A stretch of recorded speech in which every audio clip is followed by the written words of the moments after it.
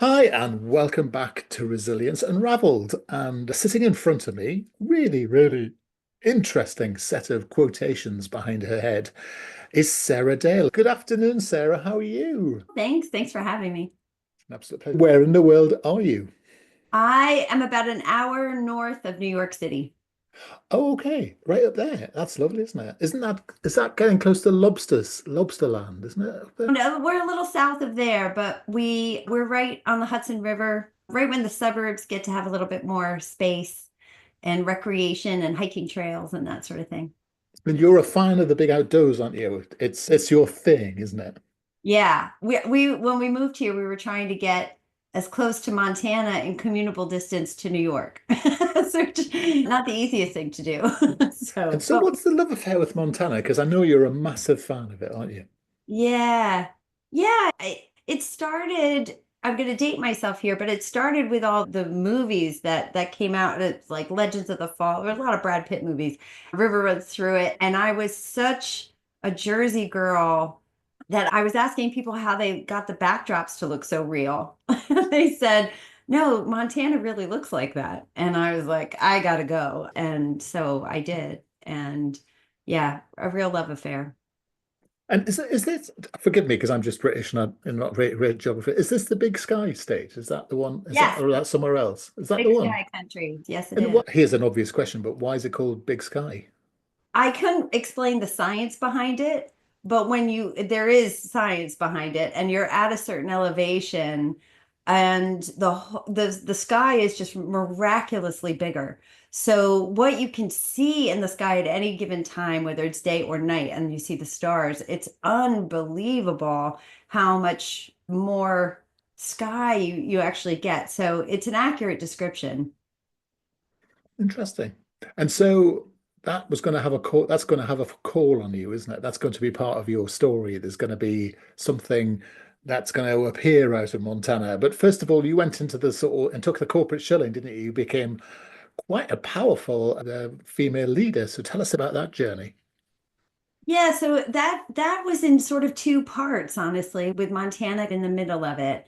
I grew up with a CEO father and just really was intent to follow his footsteps.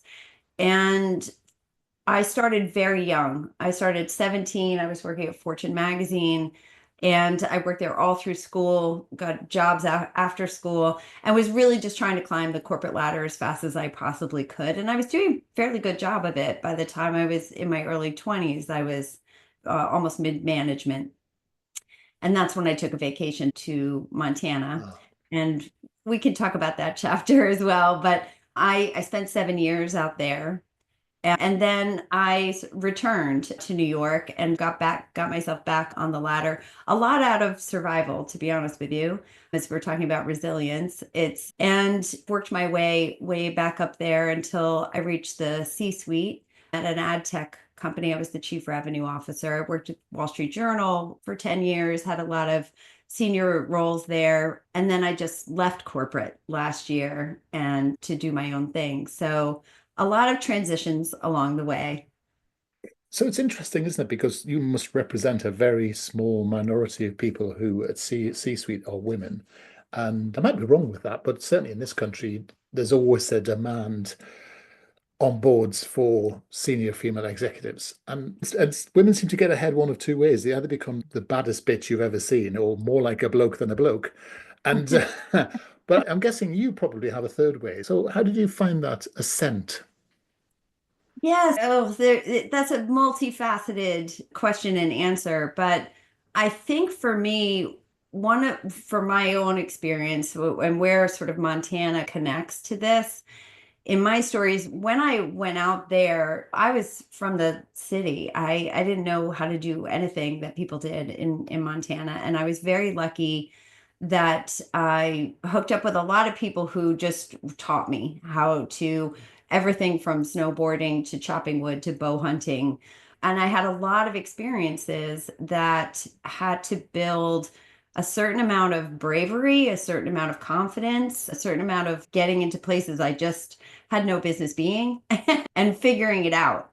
And it when I came back to New York and started trying to climb the ladder again, it finally occurred to me how much I was drawing on those experiences that I had, seemingly totally unrelated to what I was doing in corporate, but it's really shown scientifically, honestly, like how we build confidence in other areas of our lives then translates into things like our careers. And so I think I drafted a lot on that kind of self-reliance that I had built there for the most part. And then, there's a series of work ethic and luck and the people that help you along the way, the people who see your potential and give you a chance. We can't do it without all of that as well.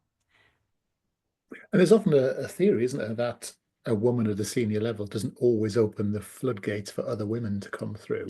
I don't know if that's become a cliche rather than a fact. I don't know. What would you think? It's very interesting because I literally just wrote a LinkedIn post on this today Oh, because I think when I was coming up, that was like 30 some years ago when I started my career. And I think that was very true back then. There were so few spots held, not really even held, but made for women that it did cause us to be more competitive against each other. There certainly wasn't a women supporting women ethos. hmm, And I do think that although the statistics, if you look at them, have not changed nearly as much as they ought to have had by now, the one thing that has really changed, I think, is that the women supporting other women.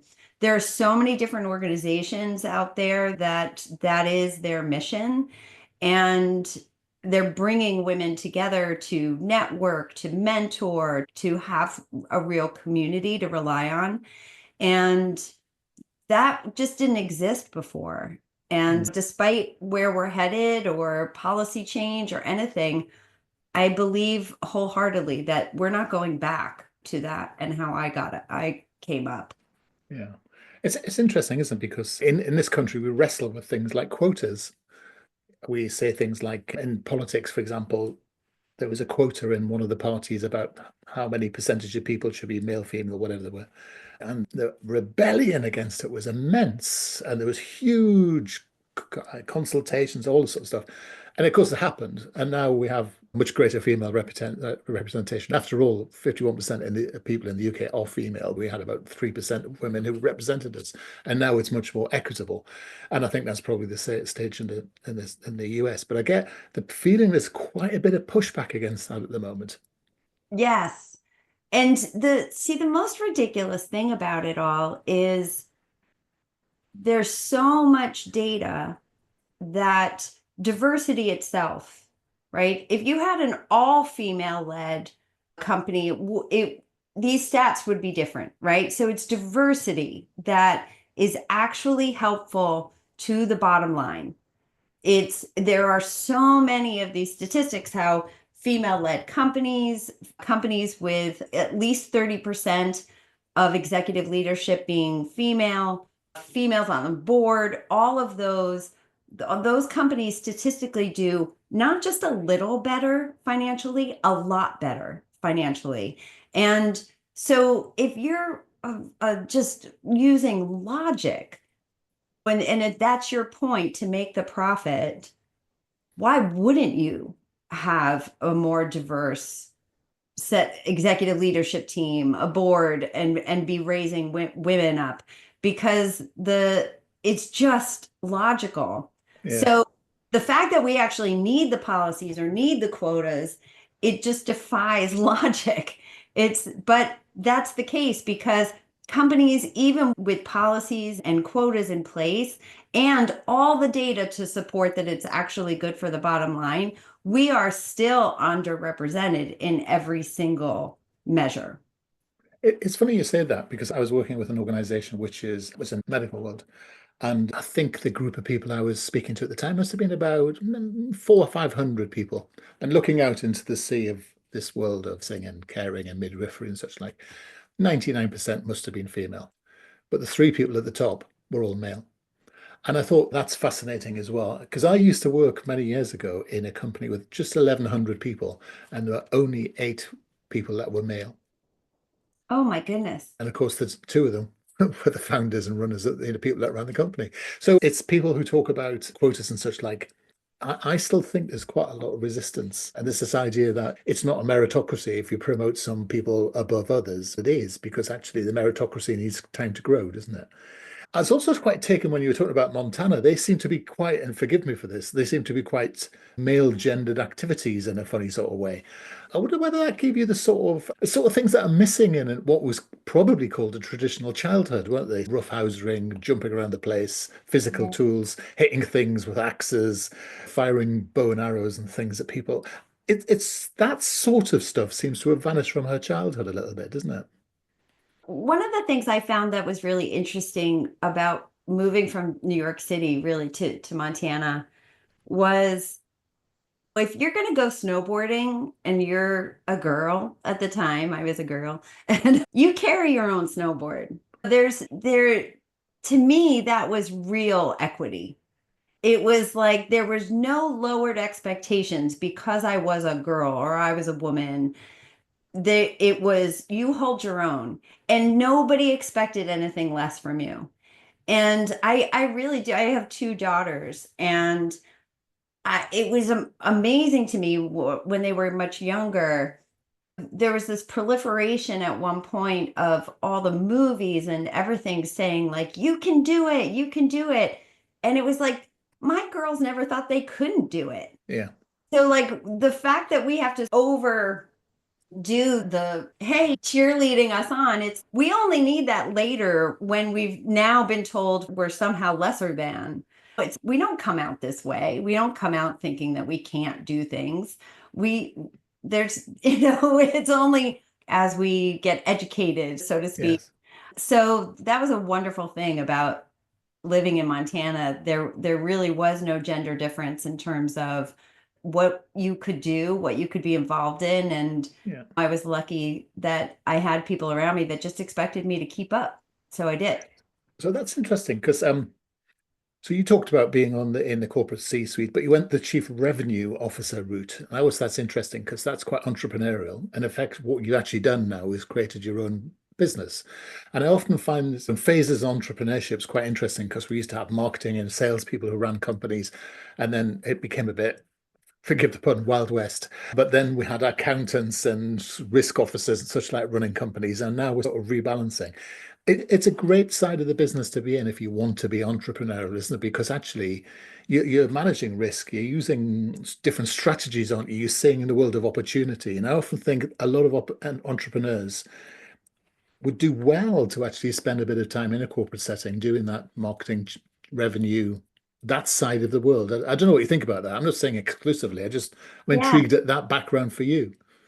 Yeah, early, very early days when I was working at Fortune when I was very young, part of my job was to edit the bios of the CEOs coming to their big global forum.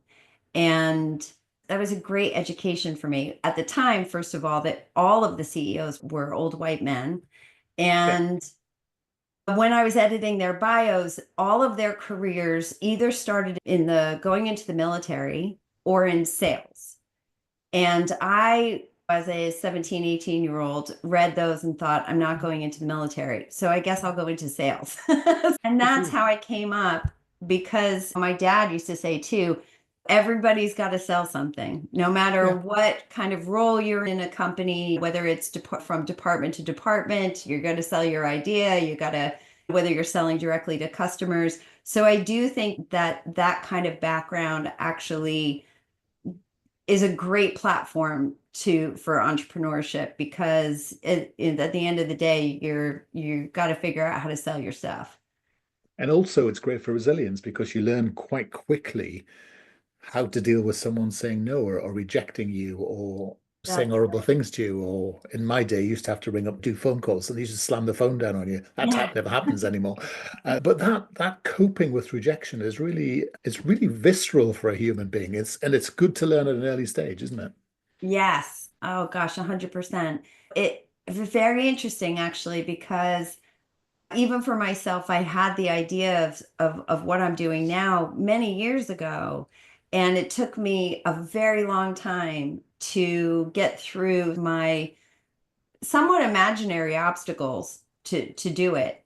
And it's amazing how easy it is to believe the naysayers, which externally come from the rejection or people hanging up the phone on you or and that kind of thing. But internally, we have those very strong voices that tell us why we can't do something or it won't work and all of that. And I think that a big journey for entrepreneurs is deciding whose voice you're going to listen to Mm. internally, mostly because that sort of can spur you on to actually get over those obstacles and do it.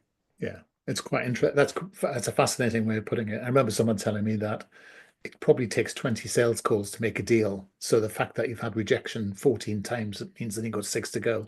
And Yeah. I remember at the time thinking that's just so trite, so stupid. Why would you say such a bizarre thing? But actually, it's true because what it did is it focused you on the meeting number 20 and actually didn't worry so much about. Then suddenly, if it came at 17, you're thinking, wow, I'm getting better. That's But right. That's it right. focused you away from the fact that you'd not won to that point of thinking, how do I do it differently next time so I get to 20 quicker? There's a great story. Do you all use WD-40 there? Oh yeah, of course. Yeah. So WD-40 is named that because they tried 39 times and failed. And then Yeah. they got to the 40th time and realized they had something. And I love that they kept the name, right? Yeah. WD-40. And I always try to remember that. It's all the 39 times were very important lessons as to what doesn't work, right? So you have to be willing to go through that. And not that it's easy, it's not easy. That you have a lot of feelings, a lot of roller coaster ups and downs about it. But I do think for the people who can plow through, the only thing that can really make you fail is if you give up. Yeah, exactly. And of course, the thing with entrepreneurs, the thing with salespeople, is they're constantly judged by showing up, aren't they? And even if they get it wrong, get it right, you have to turn up in the first place. So obviously, you had 1,489 goes at thinking of your Yeah. business, and then because you started a really brilliant organization, which we much delve into now, and it's called Project 1490. Now, why 1490? I've read the website, so I know, and I'm European, Yeah. so I'm very well educated, but it didn't immediately dawn on me, but such a great reason to call it 1490. You. So the original name was Grace and Grit, but I couldn't use that because of all places, somebody in Montana owns that name. Oh, And so the I was trying to really think about what is it I'm trying to express. And the word Renaissance kept coming to me because I've always admired those people who just know a little bit about a lot of different things. And there's this both and in the way that sort of grace and grit goes together. And mm. so the more I started thinking about it, Renaissance kept striking me, but everything that is has Renaissance in its name is also taken. Yeah. And So it's a swine to spell, isn't it? It's a yes, and terrible I was word. like, nobody Yeah. knows how to spell it anyway. So Yeah. I just looked up what year do they claim this really started? Because I feel like Project 1490 is the beginning of something. It's the beginning of something as a community, but also the beginning of something for the women who join. It's the beginning of a journey for them. Yeah. And we do a lot of completely different kinds of things to celebrate both kind of what's gritty about us and also what's graceful. So I'm so pleased you didn't choose 1492 again, because that would have been quite predictable. The 1490 is really clever. It's got that edge of mystique, hasn't it? So tell me what Project 1498, sorry, is all about and who's it for, and do your sales pitch.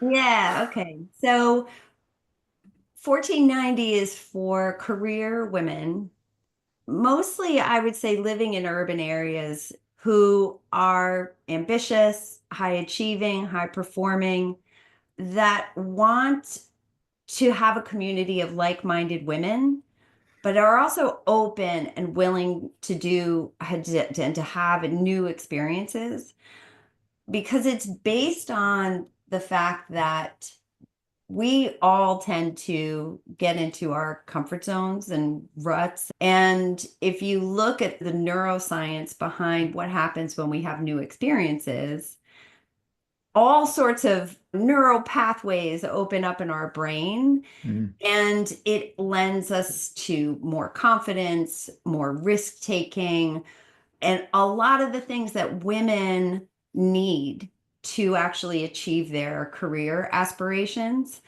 And so we do things like it's a very live event driven business that we get together and we shoot bows and we learn to tie knots and jumpstart cars and build fires and wilderness survival skills and that sort of thing. And then we have really deep discussions and fabulous dinners and we dress up and really and have a bunch of wine. And so that it's networking, it's community bonding, and it's also this sort of skill building. But behind the scenes, it's really about how we have new experiences and then that translates into rising up in our careers. And I think what you're doing, I love the phrase badassery. That's what it's all about, isn't it? It's that allowing people to express a different side of themselves, isn't it? So they can see themselves as a different sort of person. Because I think that's quite important, isn't it? But I'd love to come along, but sadly I don't qualify. But a lot of the things you've got there are just they're really interesting things to do.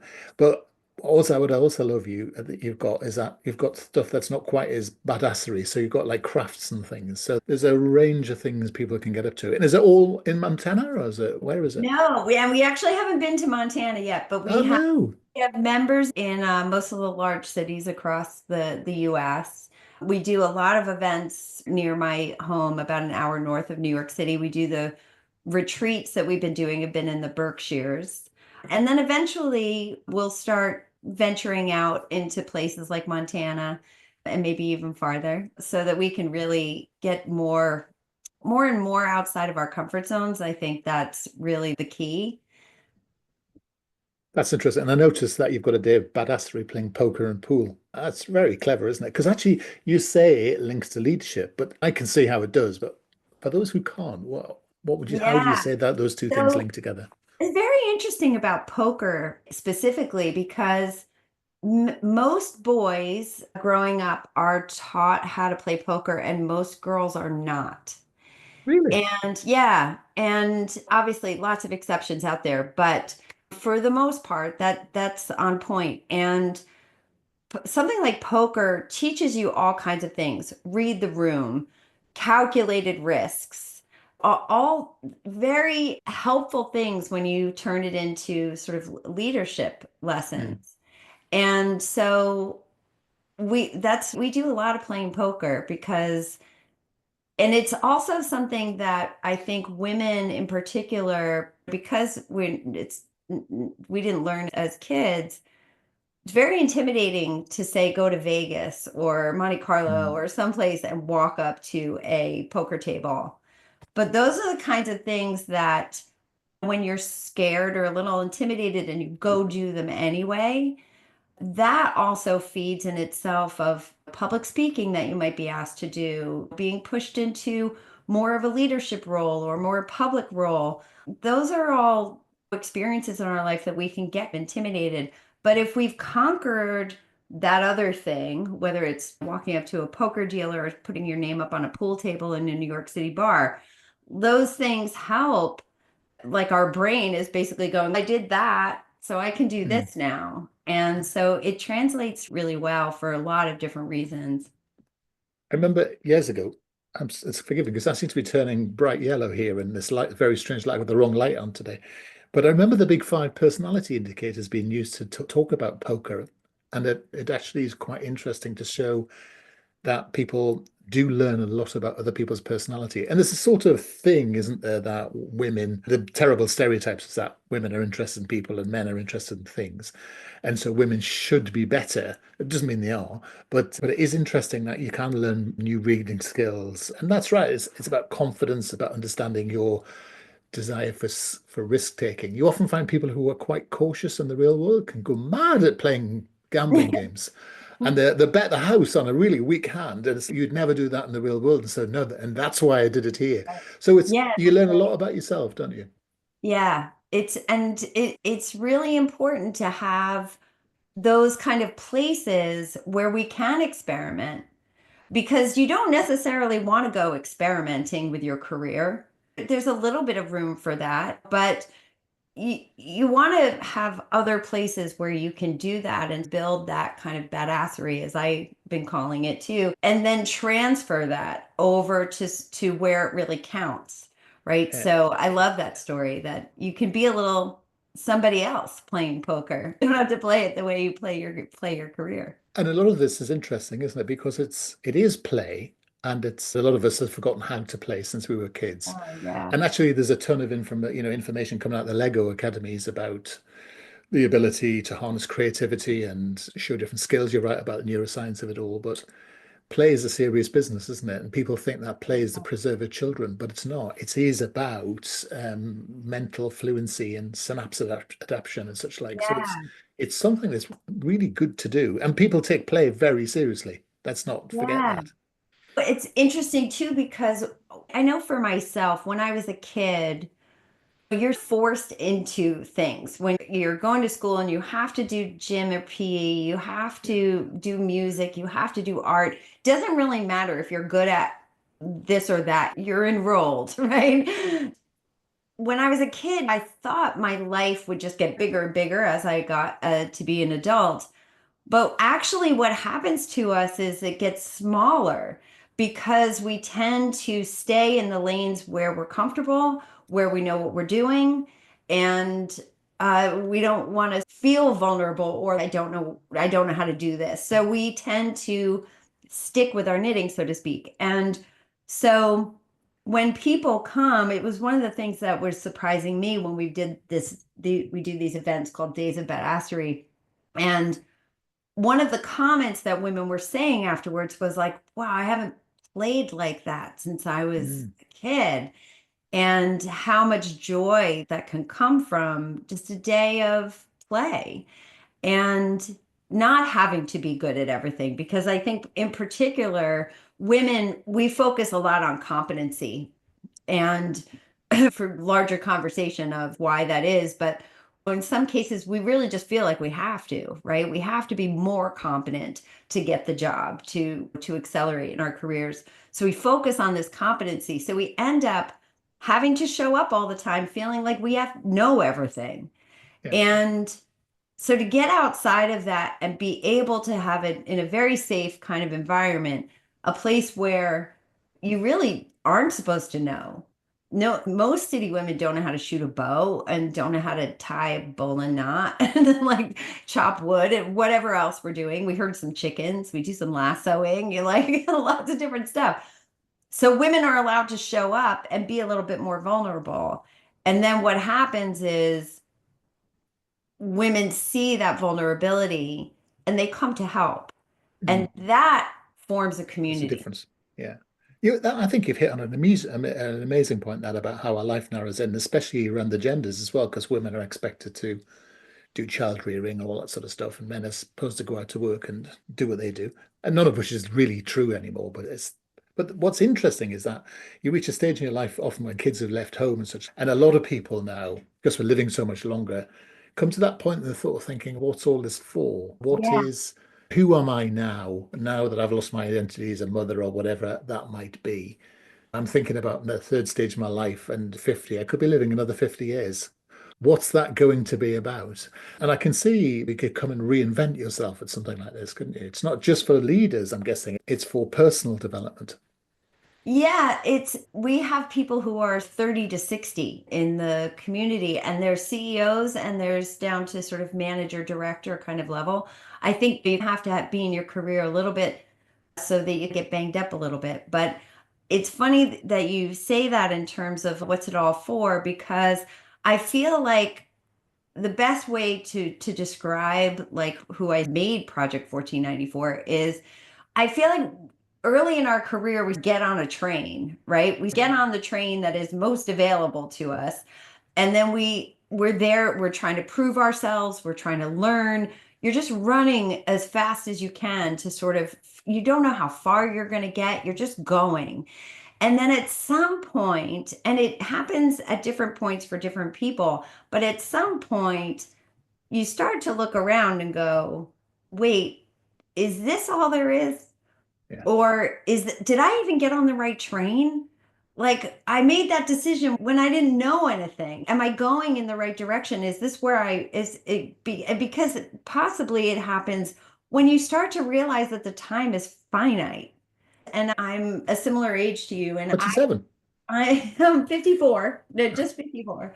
And so I can see much more clearly that there's an end.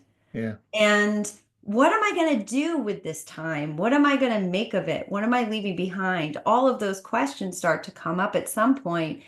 And I think that women in particular are having a place where they can say all that earnestly and say, I don't know. I don't know Yeah. what the answer is, and be able to have a journey to find out. I'd like to be allowed to be an honorary woman one day and pop across and see what's going on. And I hope you say no to that. But how can people find out more about your work? Where should they look? Tell us all the deets. So it's project1490.com. And you can find us on Instagram. You can find us on LinkedIn. And if anybody wants to connect with me personally, I'm on LinkedIn under Sarah Dale, and you can find me there. Brilliant. I really enjoyed it. That's been such a lovely thing. And you've had a couple of guests recently who've talked about the emptiness of success. Mm. And I think your whole concept is about actually how do you fill success up with meaning in a funny sort of way by seeing yourself in a different way. I know you're doing all the things you said as well, but I just thought that was another thing. But fantastic. Thank you so much for spending time with us today, Sarah. You've been an absolute joy. And has is have I should I have asked you something that I haven't asked so far, or are we all happy? Oh, no, this was delightful. Thank you so much. That's no problem. Oh, lovely to talk to you. Thanks very much for your time. You take care.